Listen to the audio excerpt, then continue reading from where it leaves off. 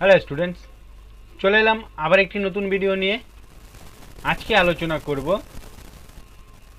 ছোট গল্প, সতীনাথ ভাদুড়ীর ছোট গল্পগুলো যে রয়েছে, গণনায়ক, বন্যা, চকাচকি, বৈয়াকরণ, পত্রলেখার বাবা, এই যে গল্পগুলো রয়েছে, এই গল্পগুলো কবে কখন কোথায় প্রকাশিত হয়েছিল, কবে কখন কোথায় প্রকাশিত হয়েছিল এ বিষয় নিয়ে আজকে আলোচনা করব। এই বিষয়গুলো কিন্তু শর্ট কোশ্চেনে তোমাদের আসে। কি বলছে? প্রথমেই বলছে গণনায়ক, প্রথমেই বলছে গণনায়ক। গণনায়কে কি বলছে?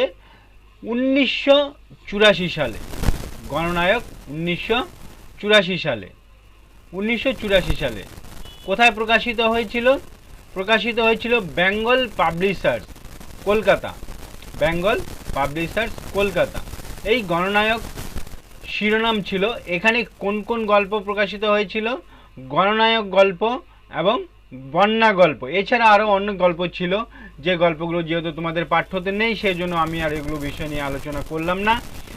এই গণনায়ক এবং বন্যা, এই দুটি গল্প কিন্তু গণনায়ক শিরোনাম ছিল, গণনায়ক। তারপরে হচ্ছে চকাচকি। চকাচকি হচ্ছে তোমার আগস্ট 1956 সাল, 1956 সালের আগস্টে কিন্তু এই চকাচকি প্রকাশিত হয়েছিল। প্রকাশিত হয়েছিল কোথায়? প্রকাশ ভবন, কলকাতা। প্রকাশিত হয়েছিল প্রকাশ ভবন, কলকাতা। এই চকাচকি শিরোনাম নিয়ে কি কি প্রকাশিত হয়েছিল?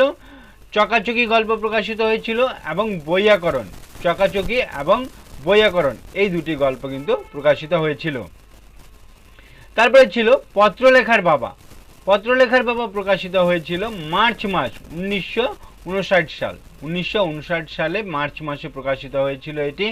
এটি প্রকাশ ভবন, প্রকাশ ভবন কলকাতা থেকে প্রকাশিত হয়েছিল। পত্রলেখার বাবা গল্পটি প্রকাশ ভবন কলকাতা থেকে প্রকাশিত হয়েছিল।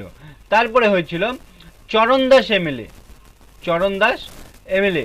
এই চরণদাস এমএলএ প্রকাশিত হয়েছিল 1962 সালে। 1962 সালে কি বাক সাহিত্য, 1962 সালে বাক সাহিত্য কলকাতা থেকে প্রকাশিত হয়েছিল। এটির শিরোনাম কি ছিল? জলভূমি। এটির শিরোনাম ছিল জলভূমি। জলভূমি শিরোনামে কিন্তু এটি প্রকাশিত হয়েছিল। ভিডিওটি ভালো লাগলে লাইক করো, কমেন্ট করো এবং বন্ধুদেরকে শেয়ার করে দাও। সাথে সাথে চ্যানেলটিকে সাবস্ক্রাইব করে নাও।